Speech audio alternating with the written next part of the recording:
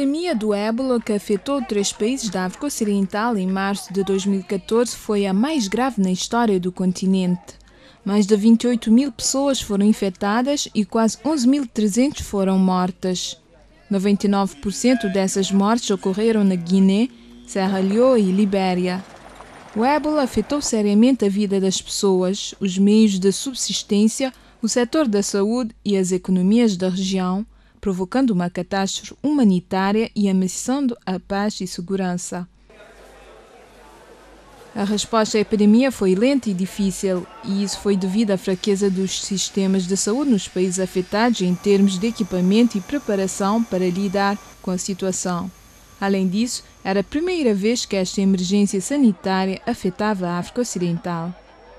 A isso se acrescenta a falta de coordenação das várias instituições regionais e internacionais que foram os intervenientes diretos na luta contra o ébola.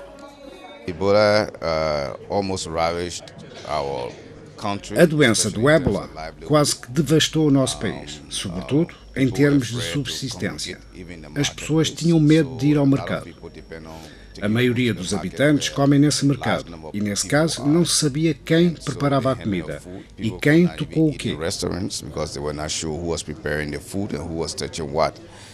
Portanto, o medo de pegar a doença era evidente e era um verdadeiro problema para a Libéria, com inúmeras vítimas que não parava de aumentar. As pessoas vinham de grandes comunidades. Encontravam-se no mercado, com todos os riscos que isso inclui.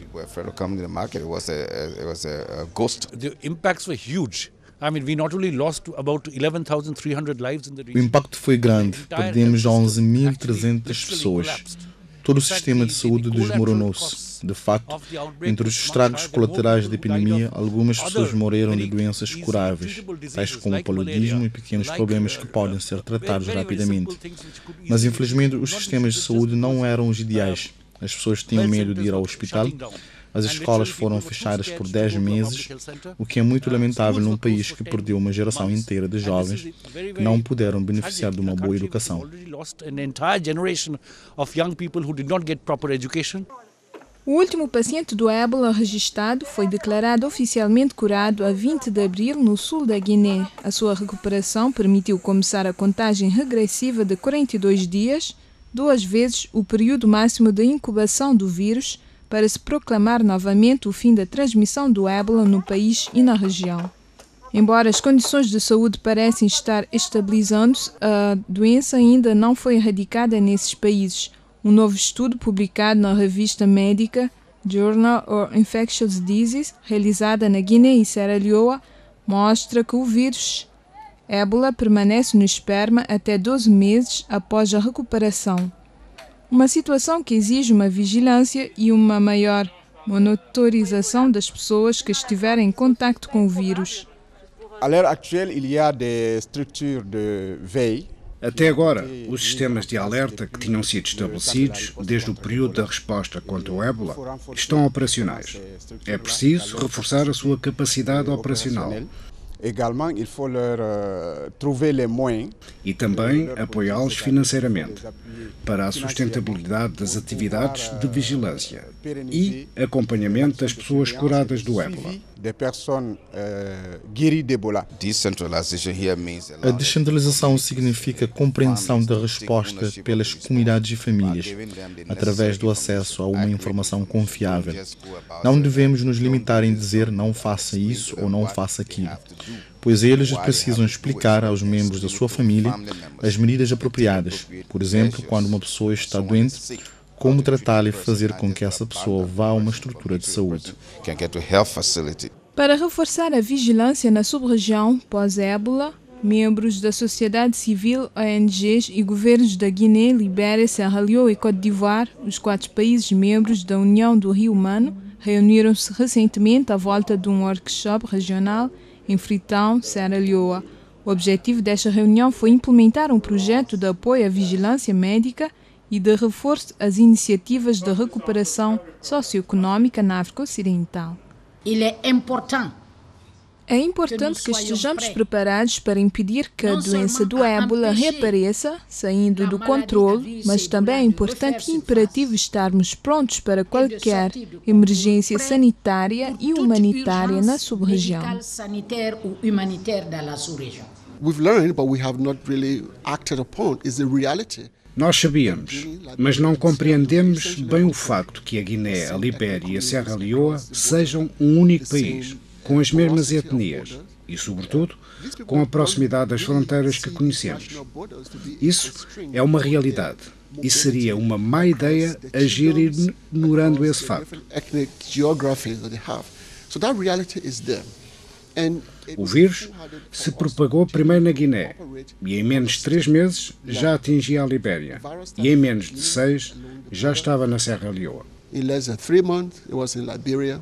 In less than 6 months, it was in Sierra Leone.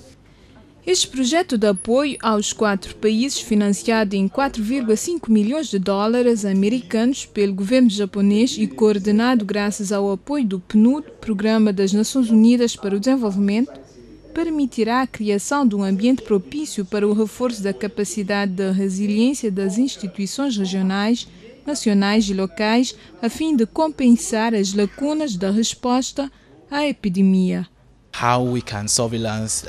Como podemos proceder à vigilância de uma doença tão mortal e contagiosa?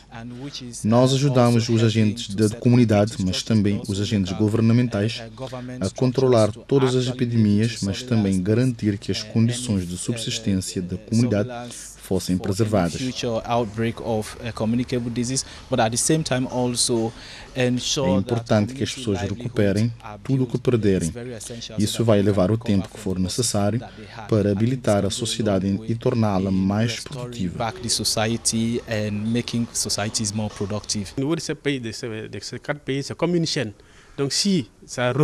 A nível destes 4 países, tudo acontece em cadeia. Portanto, se a doença ressurgir na Guiné, é muito provável que tenha consequências na sub-região. Portanto, este projeto chegou no momento certo, em termos de alerta precoce, da comunicação e vigilância destes 3 países, e em termos de tratamento. A primeira fase, on pourrait dire que c'était un saut dans l'inconnu.